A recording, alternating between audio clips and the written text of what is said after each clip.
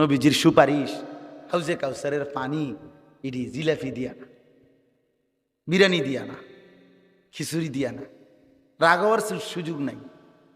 হ্যাঁ, প্রতারিত হইয়েন না। আপনি আমার দলভুক্ত হনের দরকার নাই।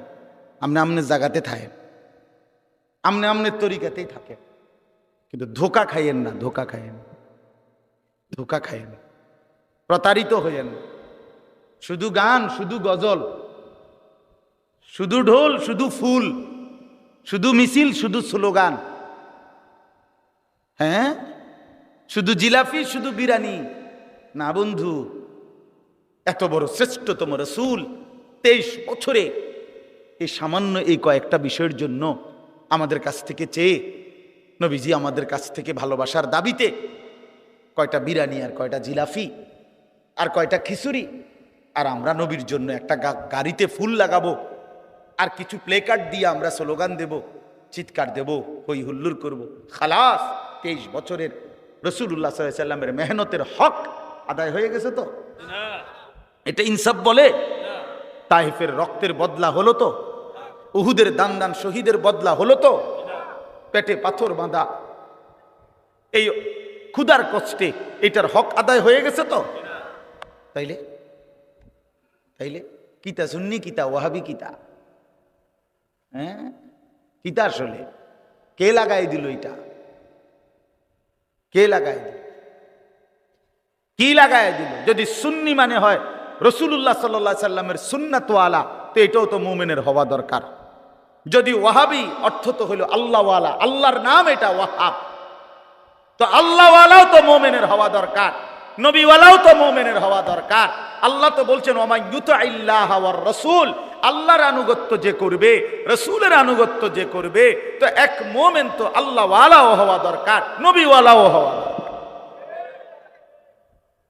কথা বলে নামাজ পড়বেন আল্লাহর হুকুম, অনুসরণ করবেন রাসূলের তরিকা, রোজা রাখবেন আল্লাহর হুকুম, কিন্তু অনুসরণ করবেন রাসূলের তরিকা। সোজা হিসাব, সোজা হিসাব।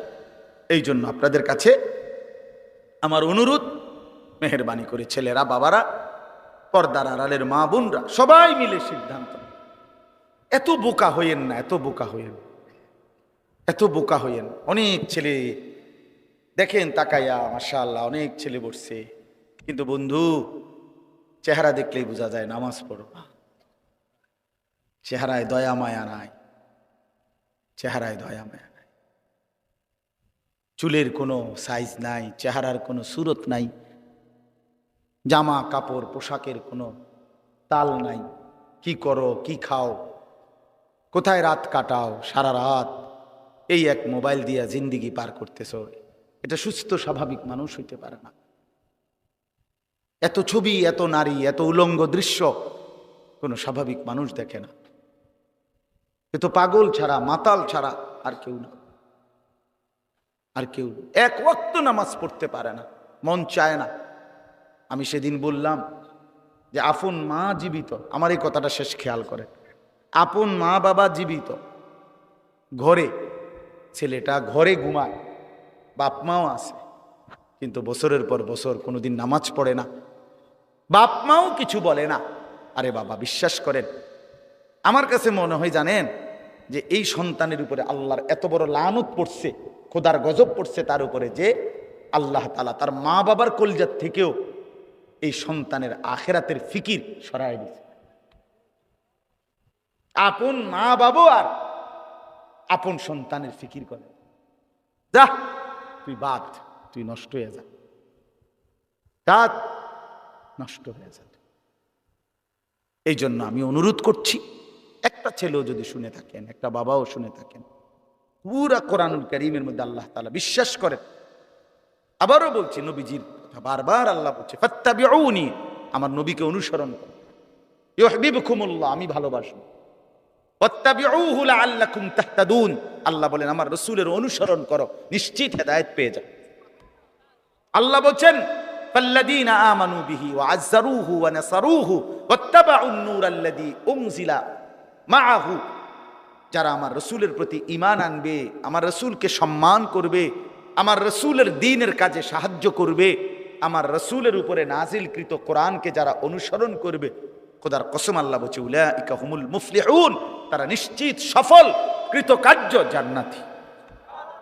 পুরা কোরআনে আল্লাহ বলছেন রাসূলুল্লাহ সাল্লাল্লাহু আলাইহি সাল্লামের ভালোবাসা আল্লাহ তাআলা অনুসরণের মাধ্যমে বুঝাইছেন। অনুসরণ সুন্নাত মোতাবেক পেশাব, পায়খানা, ওযু, গোসল, হাঁটা চলা, উঠা বসা, খানা খাদ্য, ঘর পরিবার, স্ত্রী সংসার, বাজার ব্যবসা, আয় রোজগার, লেনদেন, দেশ জাতি রাষ্ট্র পরিচালনা, সকল বিষয়ে আল্লাহ নবী সাল্লাল্লাহু আলাইহি ওয়াসাল্লামের তরিকা অনুসরণ করা। বলে আমি এক লগে হুজুর সবডি কুলামু পারমুনি, আপনি সবই পারতেন না বললা শুরুই করতেন না, এটা কোন কথা?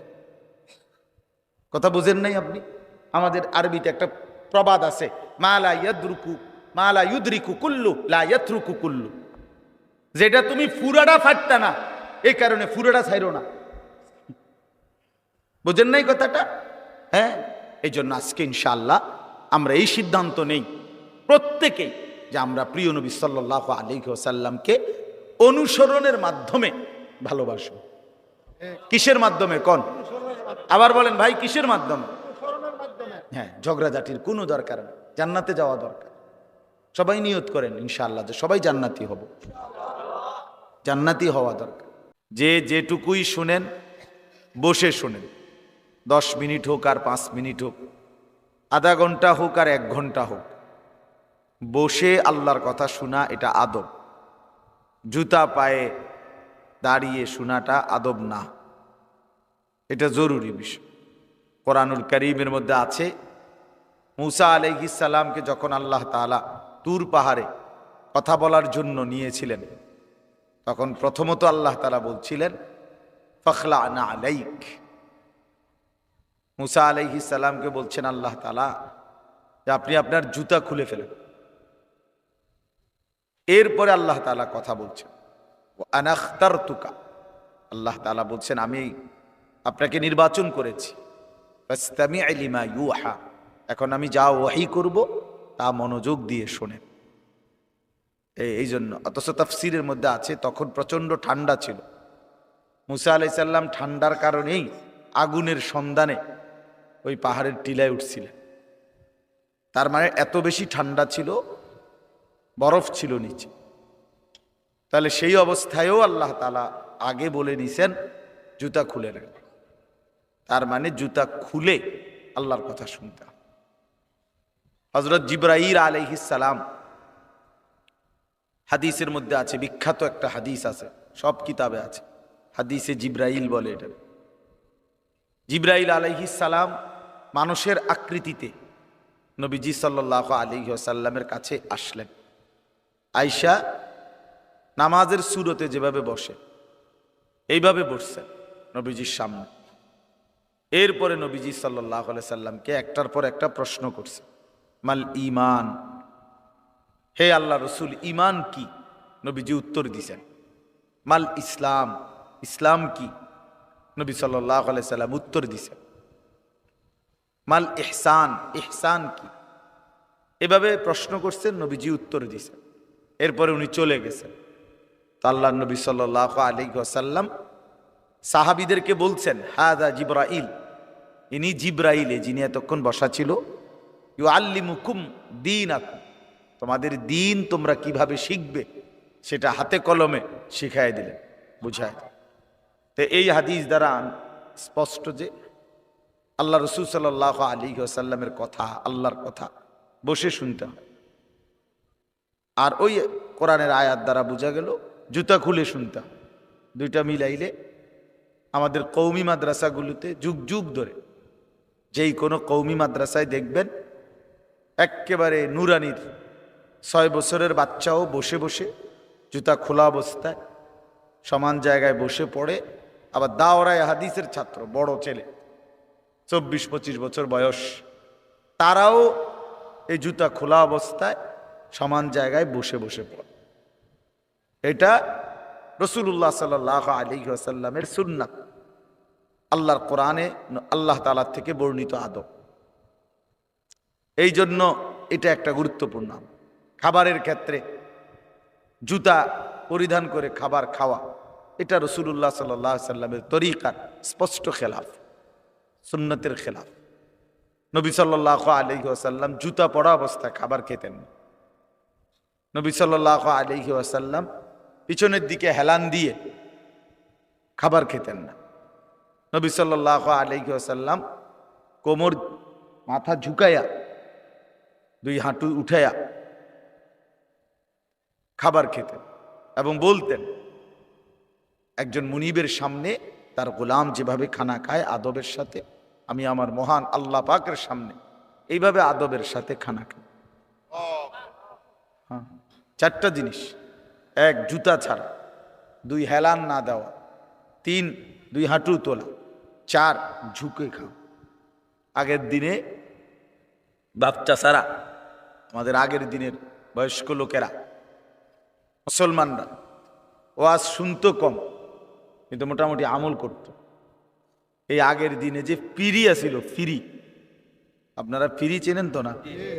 এই পিড়ির মধ্যে বসে খানা খাইতো আগে সবাই, আমরাও ছোটবেলায় খাইছি।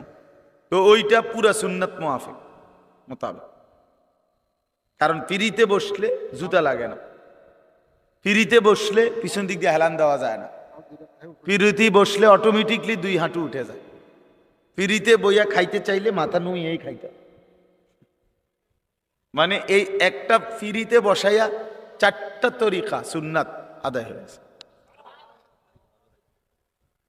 আমরা দিন দিন আধুনিক হইছি, রাসূলুল্লাহ সাল্লাল্লাহু আলাইহি সাল্লামের সুন্নাত থেকে দূরে সরছি। এই যে দেখেন এই ছেলেগুলো এগরে এতক্ষণ বলা হইল, কিন্তু এরা শুনল না, মানে এরা বাংলা বোঝে না, মূলত এরা ইউরোপ থেকে আসছে, এদের বাড়ি হলো ইটালি, এরা ইটালির থেকে একটু আগে নামছে, এজন্য বাংলা বোঝে না। ইংরেজি বললে পুরাটা বুঝত, এটা ওদের মাতৃভাষা হয়তো ইংলিশ, এমন হইতে পারে, নাহলে তো এটা না বুঝার কোনো কারণ নাই, ঠিক না? এই বাংলা কথাটা এতক্ষণ ধরে বলার পরও বুঝলো না। চলে, আমি আপনাদের সামনে পবিত্র কোরআনুল কারীমের 5 নম্বর পারা 4 নম্বর সূরা, কোরআনুল কারীমের সূরায়ে নিসা, সূরাটির নাম। এই সূরার 69 নম্বর আয়াত, এই একটি আয়াত তেলাওয়াত করেছি ইনশাআল্লাহ। এই আয়াতটিকেই সামনে রেখে সামান্য কিছু কথা আমরা আপনাদের সামনে আরজ করতে চাই। আল্লাহ তাআলা আমাদেরকে তৌফিক দান করে। এই আয়াতের একটা ছোট্ট প্রেক্ষাপট আছে, কেন নাজিল হলো আয়াতটা। কোরআন শরীফের বিভিন্ন আয়াত, বিভিন্ন সূরা রাসূলুল্লাহ সাল্লাল্লাহু আলাইহি ওয়াসাল্লামের জামানায় বিভিন্ন প্রশ্ন, বিভিন্ন অবস্থা, বিভিন্ন ঘটনা, বিভিন্ন বিষয়ের ক্ষেত্রে সামনে রেখে নাজিল হয়েছে। তো এগুলোকে শানে নুজুল বলে, মানে অবতীর্ণের কারণ। আয়াতটা কেন নাজিল হলো, সূরাটা কেন নাজিল হলো, এগুলারে শানে নুজুল বলে। তো এই আয়াতের একটা শানে নুজুল আছে, কেন নাজিল হলো।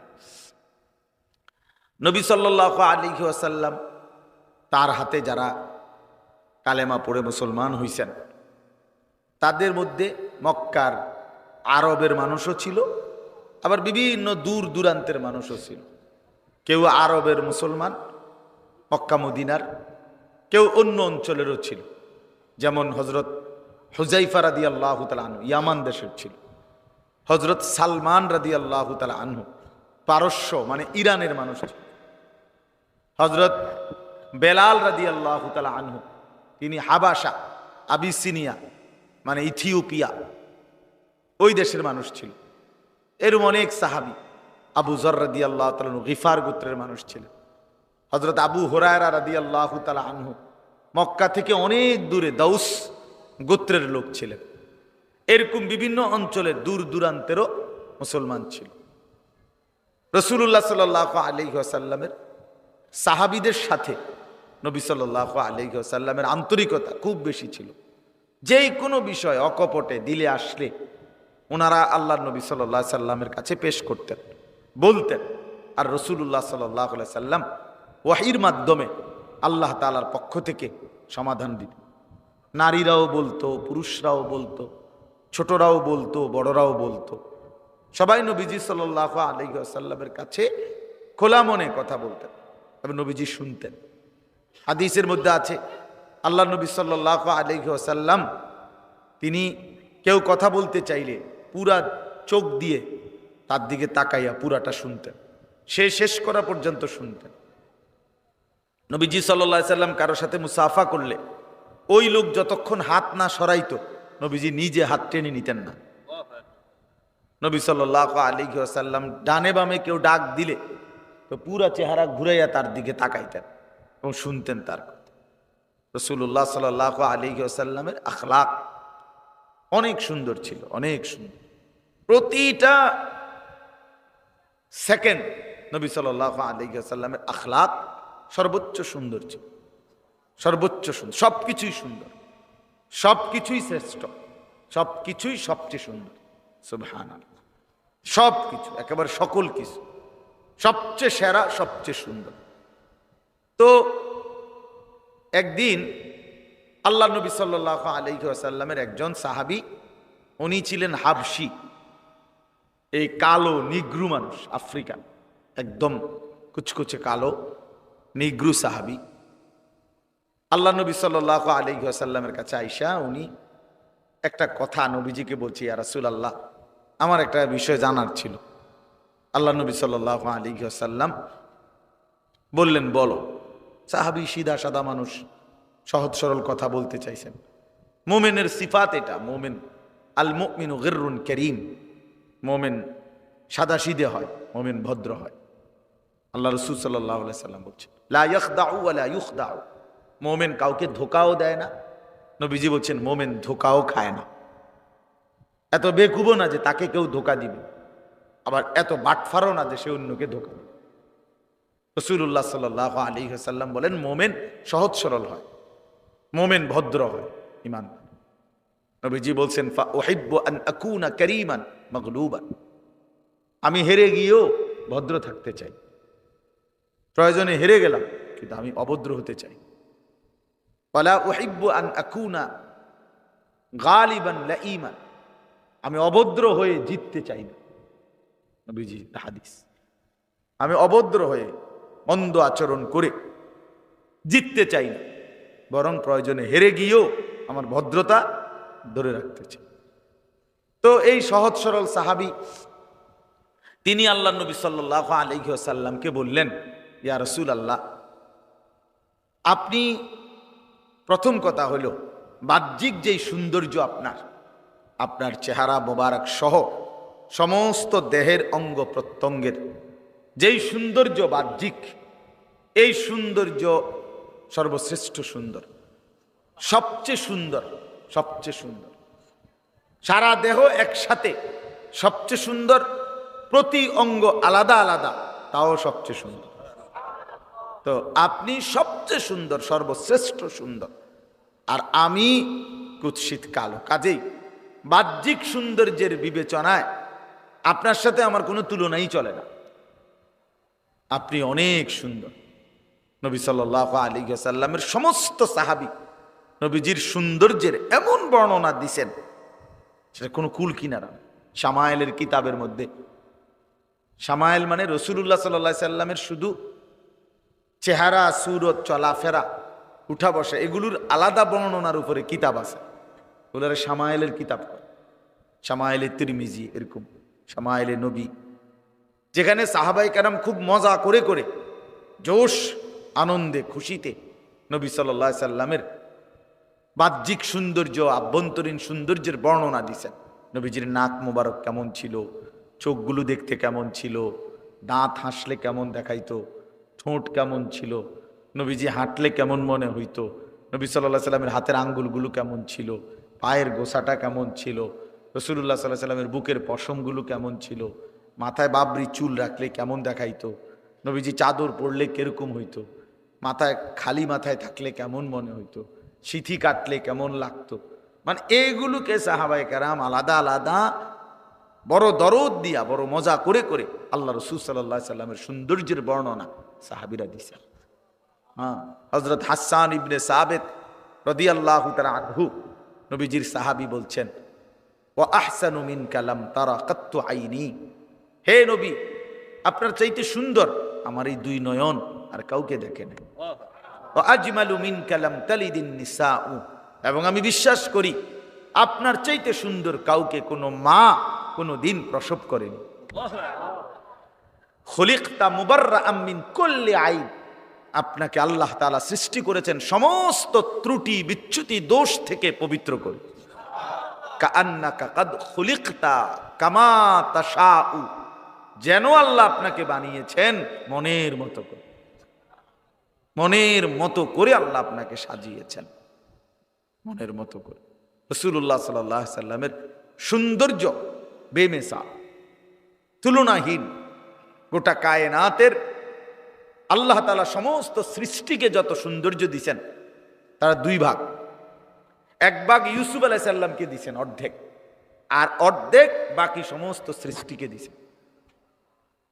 ইউসুফ আলাইহিস সালাম একাই অর্ধেক সৌন্দর্যের অধিকারী, আর বাকি সমস্ত সৃষ্টি অর্ধেক।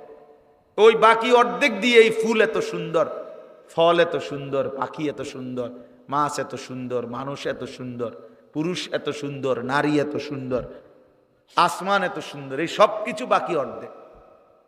তাহলে সৌন্দর্যের প্রথম অংশ হলো দুই ভাগ, ইউসুফ আলাইহিস সালাম অর্ধেক, বাকি সৃষ্টি অর্ধেক। আর একা মুহাম্মদ সাল্লাল্লাহু আলাইহি ওয়াসাল্লাম পূর্ণ সবটা সৌন্দর্যের অধিকারী। वो खालिकियत में बेमिसाल, ये हुस्न सूरत में बेमिसाल। তিনি আল্লাহ যেমন সৃষ্টিকর্তা হিসাবে তুলনাহীন, ইনি মুহাম্মদ সৌন্দর্য আর রূপে গুণে তুলনাহীন, তুলনাহীন। তো আল্লাহ নবী সাল্লাল্লাহু আলাইহি ওয়াসাল্লামের সাহাবীরা অনেক বর্ণনা আছে, এমন অনেক। নবীজিকে বলছেন, পূর্ণিমার চাঁদের দিকে তাকাইয়া বলছেন, ইয়া রাসূলুল্লাহ, আল্লাহর কসম আপনি পূর্ণিমার চাঁদের চাইতেও সুন্দর। হযরত কাব ইবনে মালিক বলেন, আমি তাকাইতাম, নবী হাসতেন, আমার কাছে মনে হইতো নবীজি হাসলে তার চেহারাটা কান্নাহু কিতাআতুম মিনাল কামার, এটা যেন চাঁদের একটা টুকরা। হযরত আবু হুরায়রা রাদিয়াল্লাহু তাআলা আনহু বলতেন, আল্লাহর নবী সাল্লাল্লাহু আলাইহি সাল্লাম যখন হাসতেন আমার কাছে মনে হইতো কান্না শামসা তাজরি ফি ওয়াজহিহি, সূর্য যেন তার চেহারায় খেলতেছে। এইভাবে বলতেন সাহাবী। এত সুন্দর ছিলেন, এত সুন্দর, এত সুন্দর ছিলেন। সমস্ত মানে বিবেচনায় পৃথিবীর আমাদের ফুলছোঁয়ার হযরত, বাংলাদেশের এক বড় বুজুর্গ, বড় বুজুর্গ আল্লামা মুফতি আবু সাঈদ দামাত বারাকাতুহুমুল আলিয়া হযরত বলছেন, পৃথিবীর সমস্ত গবেষক যারা ছবি অঙ্কন, যারা আঁকে বিভিন্ন দৃশ্য, এই প্রতিযোগিতায়, অঙ্কন প্রতিযোগিতায় যারা পরীক্ষক, যারা সবচেয়ে সুন্দর ছবিটা নির্বাচন করে, এরকম সমস্ত পরীক্ষকও যদি একত্র করা হয়, তো রাসূলুল্লাহ সাল্লাল্লাহু আলাইহি ওয়াসাল্লামের চেহারা, নবীজি সাল্লাল্লাহু আলাইহি সাল্লামের অঙ্গ প্রত্যঙ্গ যদি মাপে, বিচার করে, পরীক্ষা করে, তাইলে এটা এমনই হবে যে প্রতিটা অঙ্গ সবচেয়ে সুন্দর, শ্রেষ্ঠ সুন্দর। নাক, এরপরে আর বলে না এখান দিয়ে একটু দূর বেশি দিলে ভালো হইতো, এখান দিয়ে একটু গোশত বাড়াই দিলে ভালো হইতো না। হযরত বলেন, আল্লাহ রাসূল সাল্লাল্লাহু আলাইহি সাল্লামের নাক পরীক্ষা করার পরে তাদের সারা পৃথিবীর সমস্ত গবেষক এটাই বলতে হবে, একটা পূর্ণ সবচেয়ে সুন্দর নাক হওয়ার যা যোগ্যতা, যা বৈশিষ্ট্য দরকার, এটা মুহাম্মদুর রাসূলুল্লাহর নাকের মধ্যেই ছিল। নবী সাল্লাল্লাহু আলাইহি সাল্লামের চোখই পূর্ণাঙ্গ, নবীজির কানেই পূর্ণাঙ্গ, নবীজির ঠোঁটই পূর্ণাঙ্গ, সব কিছু। অর্থাৎ এরপরে আর সুন্দর বানানোর কিছু নাই, আর কিছু নাই। এত সুন্দর ছিলেন, এত সুন্দর ছিল। তো এই সাহাবী বলতেছেন, ইয়া রাসূলুল্লাহ, আপনার সৌন্দর্যের সামনে আমি তো কুৎসিত কালো, আমার কোনো তুলনাই চলে না, আপনি সর্বশ্রেষ্ঠ সুন্দর বাহ্যিক দিক দিয়ে। এবার আসেন, উনি দ্বিতীয় কথা বললেন, ওই হাবশী সাহাবী বলতেছেন, কালো সাহাবী, ইয়া রাসূলুল্লাহ, যেরকম ভাবে বাহ্যিক দিক দিয়ে, বাহ্যিক সৌন্দর্যের বিবেচনায় আপনার সাথে আমার কোনো তুলনা নাই, ঠিক তেমনি ভাবে আভ্যন্তরীণ সৌন্দর্য, একটা তো হলো বাহ্যিক সৌন্দর্য, আর একটা হলো অন্তরের সৌন্দর্য, মানে আর্থিকভাবে আভ্যন্তরীণভাবে যত গুণ, ঈমান, ইলম, হিকমত, তাকওয়া, জুহুদ, দুনিয়া বিমুখতা, সবর, তাওয়াক্কুল, যত উত্তম গুণাবলী আছে মানবীয় ভিতরে, একজন সর্বশ্রেষ্ঠ উত্তম যত আখলাক, চরিত্র, গুণাবলী, বৈশিষ্ট্য, এগুলোর দিক থেকেও আপনি সর্বশ্রেষ্ঠ। বুইসতুলি উতাম্মিমা মাকারিমাল আখলাক। আল্লাহ নবী সাল্লাল্লাহু আলাইহি ওয়াসাল্লাম বলেন, সমস্ত চরিত্রের পরিপূর্ণতা দানের জন্যই আমি রাসূল আল্লাহর পক্ষ থেকে আবির্ভাব হয়েছি। ক্ষমা, সর্বশ্রেষ্ঠ ক্ষমা কেমন হয় এটা রাসূলুল্লাহ সাল্লাল্লাহু আলাইহি ওয়াসাল্লামের মধ্যে ছিল। ধৈর্য, সর্বশ্রেষ্ঠ ধৈর্য কেমন হইতে হয় নবীজির মধ্যে ছিল। পরোপকার সর্বশ্রেষ্ঠ কেমন হওয়া উচিত নবীজির মধ্যে ছিল। মানুষের কল্যাণ কামিতা, এরকম যেই কোনো যাকেই আমরা উত্তম গুণ বলি তার সবকিছু আল্লাহ তাআলা রাসূলুল্লাহ সাল্লাল্লাহু আলাইহি সাল্লামের মাধ্যমে উনার মধ্যে পূর্ণ করে দিয়েছে। হ্যাঁ, হুসনে ইউসুফ দমে ঈসা ইয়াদে বাইদা দারি আঁচে খুবা হামা দারন্দ তু তনহা দারি। আল্লামা ইকবাল বলছেন, হে নবী, ইউসুফের সৌন্দর্য, মুসার মোজেজা, ঈসার মোজেজা, এভাবে ১৬ লক্ষ নবী রসুলের সমস্ত গুণ বৈশিষ্ট্য যদি আপনি একা আপনার মাঝে খুঁজি, তু তনহা দারি, আপনি একাই সব নিয়ে আছেন, আপনি একাই সব বৈশিষ্ট্য। তো এই হাবশী সাহাবী বললেন, ইয়া রাসূলুল্লাহ, আপনার আভ্যন্তরীণ আত্মিক ভিতরের আখলাক, চরিত্র, গুণ সেটাও শ্রেষ্ঠ, আমার সাথে কোনো তুলনা নাই। কিন্তু শোনেন মনোযোগ দিয়ে, উনি বলতেছেন তাইলে আমার বাহ্যিক সৌন্দর্যের সাথেও আমার কোনো তুলনা হয় না, আভ্যন্তরীণ সৌন্দর্যের সাথেও আমার কোনো তুলনা হয় না। কিন্তু ইয়া রাসূলুল্লাহ, আমি একজন সাধারণ হাবশী কালো সাহাবী, আমার জীবনটা আমি কষ্ট করেই চালাই, কোনো রকম চালাই, কিন্তু যত কষ্ট, পেরেশানি, দুঃখ, অভাব, অস্থিরতাই হয় আমার আছে, কিন্তু আমি বারবার সারাক্ষণই প্রতিনিয়ত আপনি রাসূলুল্লাহ সাল্লাল্লাহু আলাইহি সাল্লামের কাছে আসি, আপনার কাছে বসি, আর আপনার চেহারা মোবারকের দিকে তাকাই। তিনি বলেন, আল্লাহর কসম নবী, আপনার ওই চেহারায় আনোয়ার, আপনার ওই সৌন্দর্যপূর্ণ চেহারা দেখলেই আমি আমার সমস্ত দুঃখ, বেদনা, অস্থিরতা, পেরেশানি, অভাব সব ভুলে যাই, সব মিটে যায় আমার। এখন আমার প্রশ্ন হলো, আমি তো দুনিয়াতে আপনাকে দেখে নয়ন জুড়াই, আপনাকে দেখলে আমার দিল শান্ত হয়, আপনাকে দেখলে আমার কলিজা ঠান্ডা হয়। এখন মৃত্যুর পরে আপনিও একটা সময় চলে যাবেন, আমিও একটা সময় চলে যাব। আল্লাহ তাআলা আপনাকে সর্বশ্রেষ্ঠ জান্নাতের মধ্যে রাখবেন আমি জানি, আমারে জান্নাত দিবেন কিনা তার কোনো নিশ্চয়তা নাই। যদি দেনও আল্লাহ দয়া করে আমার একটা জান্নাতে রাখবেন, আর আপনাকে রাখবেন সর্বশ্রেষ্ঠ জান্নাতে। এখন আমার প্রশ্ন হলো, ইয়া রাসূলুল্লাহ, দুনিয়াতে তো আমি আমার সমস্ত দুঃখ সুখের উপশম আপনি, আপনারে দেখলে আমি সব ভুলে যাই। এখন জান্নাতে যদি আমারে থাকতে দেয় এক জায়গায়, আপনি থাকবেন সুউচ্চ সুমহান জান্নাতে, সেখানে তাইলে আমি তো আপনারে দেখব না, আমি তো থাকবো একটা আমার জান্নাতে। আমি যদি আপনাকে তখন না দেখি তো আমার জান্নাতে থাকাটাও কষ্টকর হয়ে যাবে। এই কথাটা আমি বুঝতে আসছি। আমি কি করুন তখন? আমি কেমনে থাকবো? কি ফিকির, সাহাবীদের ফিকির কি, রাসূলুল্লাহ সাল্লাল্লাহু আলাইহি সাল্লামের প্রতি ভালোবাসাটা কি? তো আল্লাহ নবী সাল্লাল্লাহু আলাইহি ওয়াসাল্লাম খামোশ হয়ে গেলেন, নবীজি চুপ হয়ে গেলেন, কোনো উত্তর দেন নাই। কিছুক্ষণের মধ্যেই আল্লাহ তাআলা এই হাবশী সাহাবীর প্রশ্নের জবাব দেওয়ার জন্য আল্লাহ তাআলা হযরত জিবরাইলকে পাঠিয়ে আল্লাহ তাআলা জবাব দিছেন, সরাসরি কোরআন নাজিল করছেন। এই কোরআন নাজিল করে জিবরাইলকে পাঠিয়ে আল্লাহ তাআলা যেই আয়াতটা নাজিল করছেন এই হাবশী সাহাবীর প্রশ্নের জবাবে, এইটাই এই আয়াত, সূরা নিসার এই ৬৯ নম্বর আয়াত, যেটা আমি পড়ছি। আল্লাহ তাআলা বললেন, বন্ধু, ওরে বলেন ব্যবস্থা আছে, কি আছে? ব্যবস্থা আছে। ওর যে আবেগ, আপনারে না দেখলে তার জান্নাতটাও বিষাদ হয়ে যাবে। আপনারে দেখতে চায়, আপনার সাথে থাকতে চায়, ওরে বলে দেন উপায় আছে। তো আল্লাহ তাআলা বলেন 2টি শর্ত পূরণ করতে হবে। 2টি শর্ত পূরণ করলে আমি আল্লাহ ওয়াদা দিলাম, আমি এই 2 শর্ত যে পূরণ করবে এমন প্রত্যেক ইমানদার বান্দাকে আমি আল্লাহ আপনি রাসূলের সাথেই থাকতে দেব, আপনার সাথেই থাকতে দেব। শুধু আপনি না, বরং আদম থেকে ঈসা 1.25 লাখ আম্বিয়াদের সাথে থাকতে দেব। শুধু আপনারা নবীদের সাথে না, নবীদের পরে উম্মতের ইমানদারদের মধ্যে সর্বশ্রেষ্ঠ মানুষ যারা সিদ্দিক বলে, যাদেরকে নবীর পরে উম্মতের মধ্যে মানুষের সর্বশ্রেষ্ঠ পদমর্যাদা ধর্মীয় হলো সিদ্দিক। এই সিদ্দিকদের সাথে থাকতে দেব। যারা আমার রাস্তায় শহীদ হয়েছে শহীদদের সাথে থাকতে দেব। যারা আমার নেক আল্লাহওয়ালা বান্দা তাদের সাথেই আমি থাকতে দেব। শর্ত কয়টা?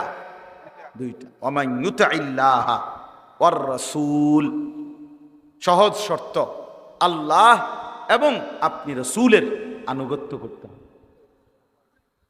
জীবনভর কষ্ট করে হলেও, সুখে কিংবা দুঃখে, রাতে কিংবা দিনে, একাকী কিংবা প্রকাশ্যে, আপনি রাসূলের ইত্তেবা করতে হবে, আল্লাহর আনুগত্য করতে হবে, রাসূলের আনুগত্য করতে হবে।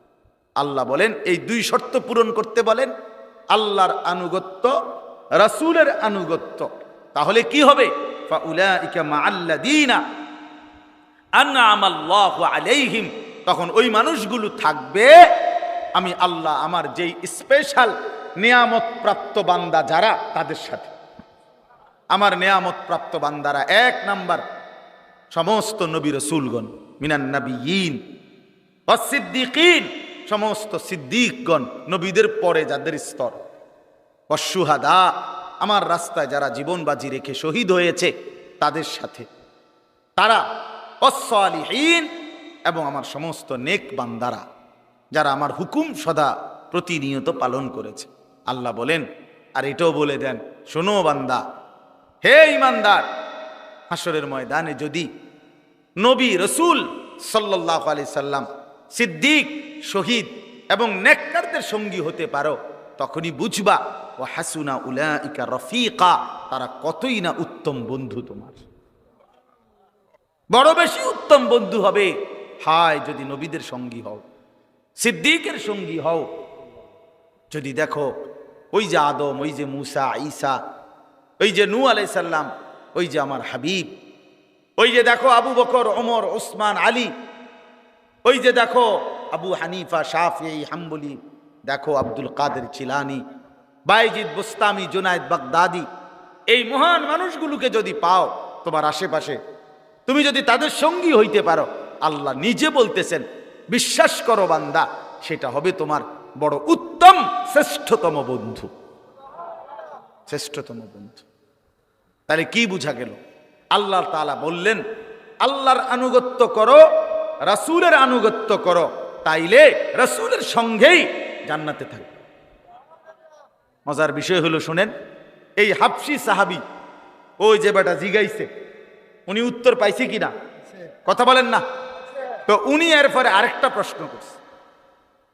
উনি এক কথা বলার পরে আবার বলছেন নবীজি, আচ্ছা ইয়া রাসূলুল্লাহ, তাইলে আমি বুঝলাম আপনার আনুগত্য যদি আমি পূর্ণ করতে পারি তাইলে আমি আপনার সঙ্গী হব, আপনার সাথে পাবো, আপনারে দেখবো, পাবো। কিন্তু আমার আরেকটা জানার বিষয় হলো, ইয়া রাসূলুল্লাহ, আমাদের আল্লাহকে দেখা আর আপনি আল্লাহকে দেখা একরকম না। তো আপনি যখন আল্লাহকে দেখবেন জান্নাতে, আল্লাহর দিদার হবে আপনার আল্লাহর সাথে, তখন আমারে সাথে রাখবেন নি? এটা কর, তখন আমারে সাথে রাখবেন কিনা? তাফসীরে আছে যে উনি এবারে এইটা জিগাইছে, তখন আমারে সাথে, আপনি যখন আল্লাহকে দেখবেন আমারে দেখতে দিবেন, আমারে সাথে রাখবেন। রাসূলুল্লাহ সাল্লাল্লাহু আলাইহি ওয়াসাল্লাম বললেন, সাহাবী আমি ওয়াদা দিলাম আমি তখনও তোমাকে সাথে রাখব। আল্লাহর নবীর এই সাহাবী, তাফসীরে আছে, এরপরে উনি একটা চিৎকার দিছে এই জাগাত বৈশা, একটা চিৎকারেই তিনি ঘুরে পড়ে ইন্তেকাল করেছেন খুশিতে।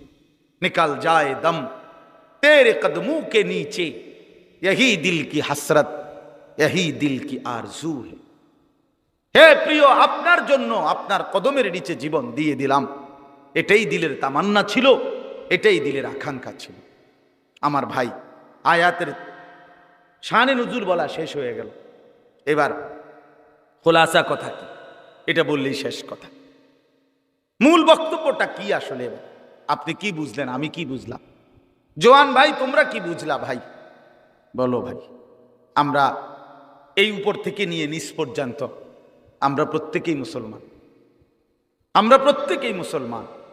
আমাদের আল্লাহ, আমাদের নবী মুহাম্মদুর রাসূলুল্লাহ সাল্লাল্লাহু আলাইহি ওয়াসাল্লাম, আমাদের কিতাব কোরআন, আমাদের ধর্ম ইসলাম, আমাদের রব আল্লাহ, আমাদের নবী মুহাম্মদুর রাসূলুল্লাহ, আমাদের কিতাব কোরআন, আমাদের ধর্ম কি ইসলাম। এই চারটি নিয়ামত যার কাছে আছে দোস্ত, সে কেন বঞ্চিত হবে, সে কেন দুর্ভাগা হবে, সে কেন বদনসিব হবে? আহা ভাইয়া, এত বড় সর্বশ্রেষ্ঠ চারটি নিয়ামত যার আছে, যার পুঁজি, সে কেন জাহান্নামী হবে, সে কেন বরবাদ হইল, সে কেন আল্লাহর অবাধ্যতা করলো? আল্লাহ যার রব, মুহাম্মদুর রাসূলুল্লাহ যার রসুল, কোরআন যার কিতাব, ইসলাম যার ধর্ম। আমার বন্ধু, কি কারণে আমরা হেরে গেলাম? কি কারণ? কি কারণ? আজকের পৃথিবীতে যারা, আমার ভাই, আমার এই শেষ কথাগুলো মনোযোগ দিয়ে শোনো।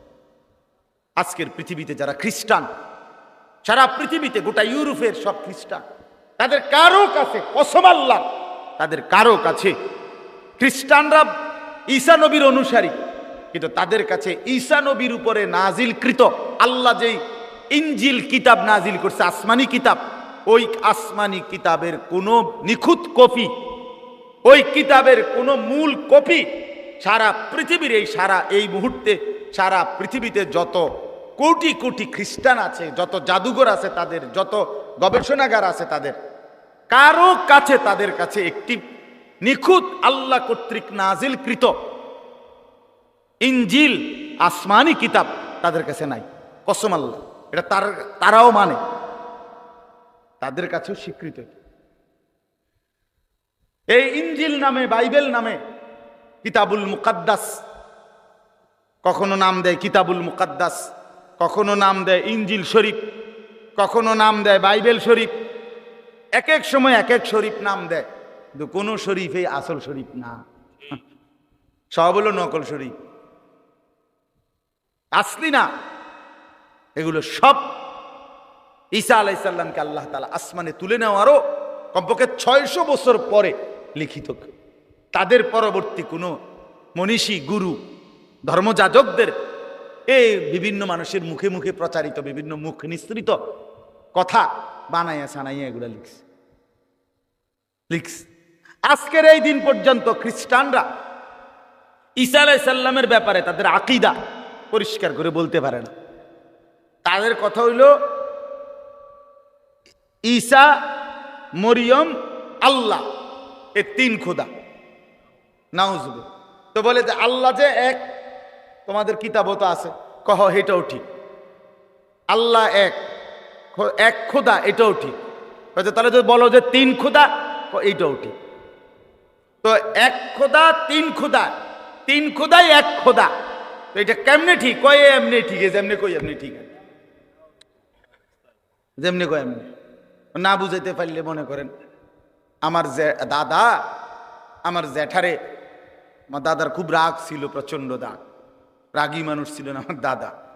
তো ক্ষেতের মধ্যে ধান, আরে ক্ষেত ওই গরু দিয়া, হালের গরু দিয়া ক্ষেতে হাল চাষ করবার সময় আমার বড় জ্যাঠা কি কথা মনো দেরি করছে না জানি কি, দাদা এই গরুরে যেটা দিয়ে বাইরায়, যে আগের দিনের, হ্যাঁ, এইগুলা দিয়ে ফিরতে ফিরতে জ্যাঠার একবার শোয়াই লাইছে খেতে কাদার মধ্যে।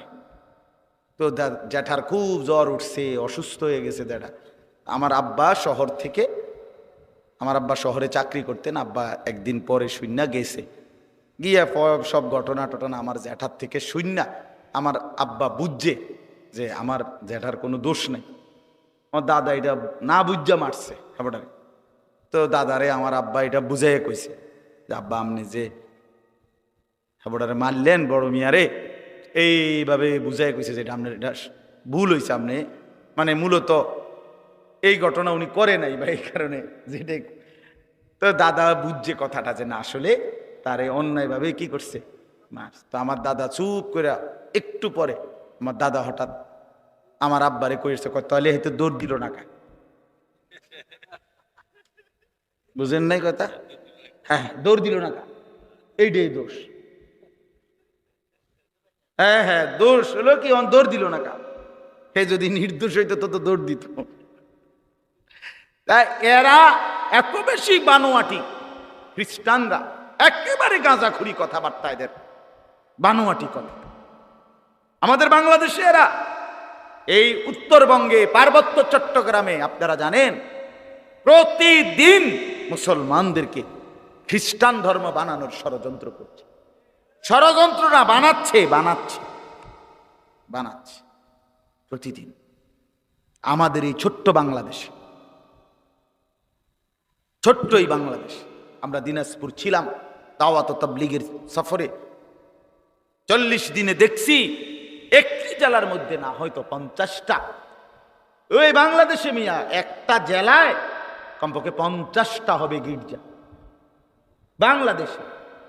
অথচ তাদের ধর্মের কোনো গভীরতা বলতে কিচ্ছু নাই, তাদের কাছে আসমানি কোনো নিখুঁত কিতাব নাই, ঈসা আলাইহিস সালামের শিক্ষা তাদের কাছে মোটেই নাই। ইহুদি আজকের পৃথিবীতে, পৃথিবীর গোটা পৃথিবীর বিস্ফোরা, গোটা পৃথিবীর যন্ত্রণার নাম কে? ইহুদি, ইসরায়েল। এই কুত্তার মতো নিকৃষ্ট জানোয়ার পৃথিবীতে কেউ নেই। এই দাজ্জাল ফেরাউন নমরুদের চাইতো নিকৃষ্ট এই ইসরায়েলের এই বর্তমান প্রধানমন্ত্রী নেতানিয়াহু, এই বেঈমান ফেরাউনের চাইতে খারাপ। ফেরাউন এত জঘন্য ছিল না, নমরুদ এত জঘন্য ছিল না, এত এত হিংস্র। এই ইহুদিদের কাছে আসমানি কিতাবের কোনো শিক্ষাই নেই, শুধু উশৃঙ্খলা, বিশৃঙ্খলা, সন্ত্রাসী, অন্যায়, জবরদখল, মানুষের রক্তে, মুসলমানের রক্তে জমিন ভিজায় দেওয়া, এই তাদের জিন্দেগি, এই জিন্দেগি। হিন্দু ধর্মের যতগুলো কিতাব একটিও আসমানি কিতাব না। এই মহাভারত, বেদ, পুরাণ, হ্যাঁ, এগুলো সব কিছু তাদের তাদের কারো না কারো লেখা, তাদের কারো না কোনো মানুষের লেখা। তাইলে হিন্দু ধর্মের ওয়ালাদের কাছেও আসমানি কোনো কিতাব নাই, খ্রিস্টানদের কাছে আসমানি কিতাব যেটা আল্লাহ নাজিল করছে সেটা নাই। খ্রিস্টান ধর্মের ইহুদিদের কাছে আল্লাহ যেটা নাজিল করছে মুসা নবীর উপরে, তাওরাত, ওইটা নাই, বিশ্বাস করেন না। এটা গাজ্জরের কথা না, বাস্তবতার কথা নাই আমার বন্ধু। তাহলে তাদের কারো কাছে আসমানি কিতাব নাই, আল্লাহর ওয়াহী নাই, নবীদের শিক্ষা নাই। এ কারণে তারা বিশৃঙ্খল হয়ে গেছে, এ কারণে তারা এলোমেলো হয়ে গেছে, এ কারণে তারা জাহান্নামের পথে চলে গেছে, এ কারণে তারা বরবাদির পথে চলে গেছে। কিন্তু আমার যুবক বন্ধু, তুমি নষ্ট হইলা কেন? আমারে শুধু এই কথাটা বুঝায় কও, তুমি নষ্ট হইলা কেন? কোন জিনিসের অভাবে পড়া, কোন জিনিস না থাকার কারণে নওজোয়ান তুমি এক ওয়াক্ত নামাজ পড়ো? তোমার কি আল্লাহ নাই? তোমার কি রসুল নাই? তোমার কি কিতাব নাই? তোমার কি কোনো ধর্ম নাই? তুমি এত বড় জানোয়ার হইলা কেমনে? খোদার 365 দিনে এক বছরে কোনো দিন ফজরের নামাজ পড়লা না, তুমি এত বড় নিকৃষ্ট পশু কেমনে হইলা? কি কারণে হারায় গেলা? তুমি নষ্ট হয়ে গেল। আপনারা বলেন, আপনারা যারা বছরের পর বছর সুদ খান, ঘুষ খান, কিস্তি নেন, কি কারণে বাবা? আল্লাহকে চেনেন নাই, এ কারণে না? আপনাদের কোনো নবী নাই, আপনাদের কোনো কিতাব নাই, তাহলে ওই নাফরমান, তাহলে সুদ খান কেন, হারামখোর। কিস্তি নেন কেন? আল্লাহ থেকে নিজেকে আলাদা করে দিলেন কেন? রাসূলুল্লাহ সাল্লাল্লাহু আলাইহি ওয়াসাল্লাম থেকে নিজেকে আলাদা করলেন কেন? কথা বলেন না কেন?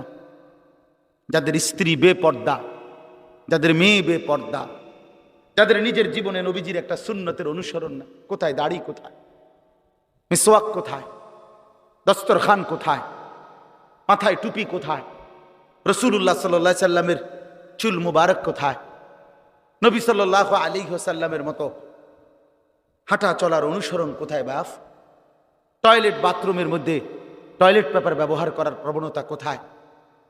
বাম পাও দিয়ে টয়লেটে ঢুকা, ডান পাও দিয়ে টয়লেট থেকে বের হওয়ার এ কথা মনে পড়ে কতবার? খাবার শুরুতে খাবার শেষে নবীজির সুন্নাত কি, এটা কেন মনে পড়ে না?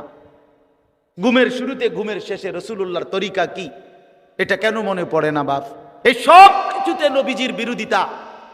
সেই আপনি ইনসাফের সাথে বলেন, আপনি কেমনে সুপারিশ পাবেন? আমার ভাই, রাগ হইয়েন না। ওই সুন্নি ওয়াহাবি লইয়া ঠেলা ঠেলি আপনি রাখেন না, আপনি এমনি আগে বুঝ করেন না। আপনি আমার তরিকাভুক্ত হনের দরকার নাই তো, আমার গাড়িতে এত মানুষের জায়গা নাই।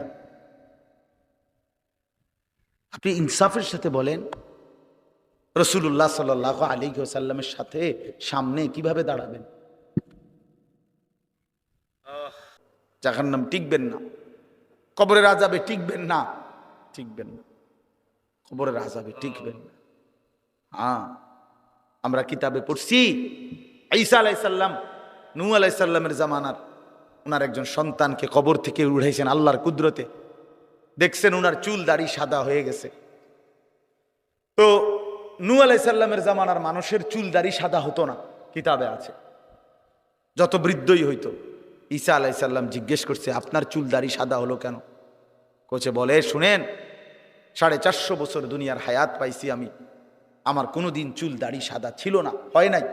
কিন্তু শুধুমাত্র মালাকুল মউত আজরাইল যখন আমার জান কবজ করে, তিনি বলেন, ওই নূহ আলাইহিস সালামের বংশধর বলে, আল্লাহর কসম, এই জান কবজের সময় সাকরাতুল মউত, মৃত্যুর যেই যন্ত্রণাটা লাগছে, ওই এইটুকু যন্ত্রণায় আমার চুল দাড়ি সাদা হয়ে গেছে।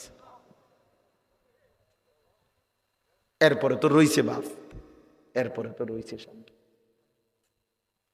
এরপরে তো সামনে রয়েছে। হযরত, আমার কাছে কিতাব, আমার গাড়িতে কিতাবটা আছে।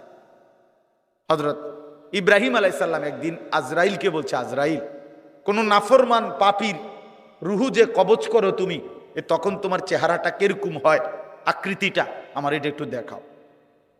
হযরত ইব্রাহিম আলাইহিস সালামকে আজরাইল বলছে, আল্লাহর কসম, হে নবী, আপনি সহ্য করতে পারতেন না, আপনি এটা দেখতে চাইেন না। ইব্রাহিম আলাইহিস সালাম বললেন, না, আমার একটু হলেও দেখাও। তো আজরাইল এই বিভৎস আকৃতি, মানে নাফরমানের জান কবজ করার সময় উনার যে চেহারার আকৃতি হয়, এই চেহারাটা ধরে ইব্রাহিম আলাইহিস সালামকে দেখাইলেন। বিশ্বাস করেন, এই কিতাবে আছে, ইমাম কুরতুবীর কিতাব। ইব্রাহিম আলাইহিস সালাম একটা চিৎকার মাইরা বেহুশ হয়ে গেছে। হুঁশ আসার পরে ইব্রাহিম আলাইহিস সালাম বললেন, আল্লাহর কসম, আয় আল্লাহ, মালিক আপনার কসম, কবরের আযাব, জাহান্নামের আযাব কোন নাফরমানের জন্য কিছুই লাগবে না, শুধু আজরাইলের এই ভয়ানক দৃশ্য জান কবজের সময় একবার দেখলেই তার সারা জিন্দেগীর নাফরমানির শাস্তির জন্য এটাই যথেষ্ট। বন্ধু আমার, কষ্ট হবে, ছেলেরা নষ্ট হইয়া শেষ পর্যন্ত কিন্তু খুব বেশি আগাইতে পারতাম।